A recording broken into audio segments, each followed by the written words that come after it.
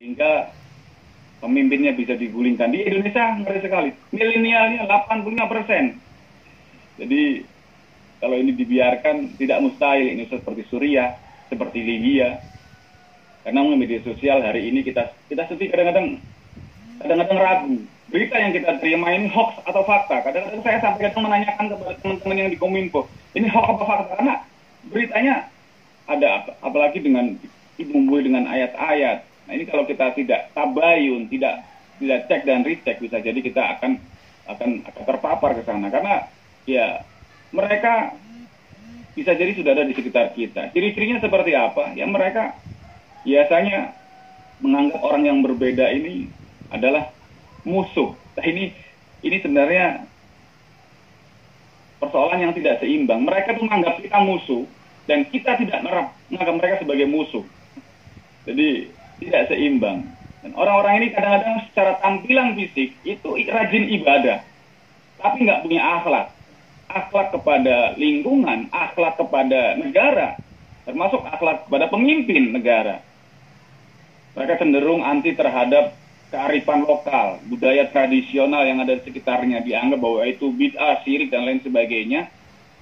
Padahal itu adalah alat pemersatu, padahal itu adalah bagaimana alat komunikasi kita berinteraksi, memecahkan persoalan kecil di sekitar kita, berkumpul dengan lingkungan, ada persoalan diselesaikan. Kalau kita sudah jarang berkumpul, maka kita sudah suuzon, kita jangan-jangan si A seperti dengan si B seperti itu. Jadi mereka luar biasa masif, terstruktur dan sistematis, sementara kita masih ya menganggap kita merasa aman. Dan menurut saya bahaya terbesar adalah ketika kita merasa aman. Dampaknya jelas negara tidak aman.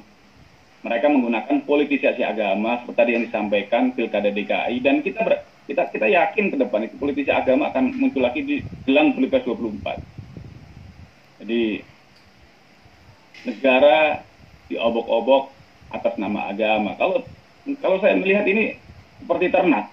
Ternak itu seperti apa? Berarti ternak itu ada yang memelihara, ada yang memberi makan, dan ada yang memanfaatkan. Dan kita lihat di era kepemimpinan sebelum Pak Jokowi ini, kelompok HTI, kelompok itu semua dibiarkan subur.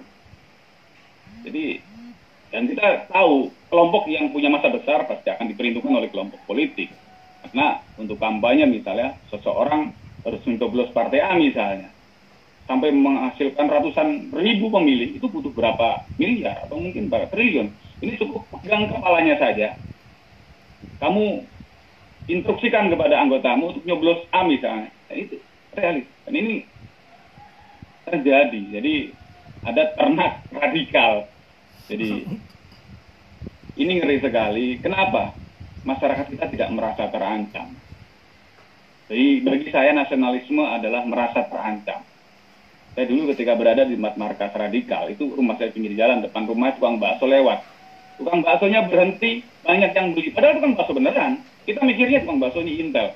Tukang baksonya pergi, kita pindahan. Kenapa? Kita merasa terancam. Jadi masyarakat kita belum merasa terancam. Ini bagaimana kita akan anti terhadap radikal. Nah, ini tugas kita bersama, salah satu forum yang paling bagus, Agama Cinta, Radio Soleh. Semoga ini tidak pernah lelah untuk terus mengkampanyekan tentang kebinekaan, tentang nasionalisme, agar masyarakat sadar bahwa kita sudah dikepung.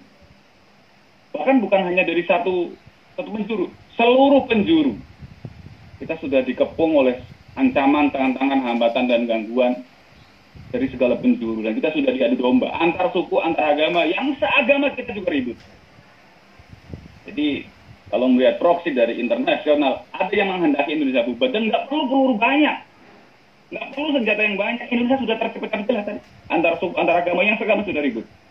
Tantangan kita bersama untuk bersatu, bagaimana kita untuk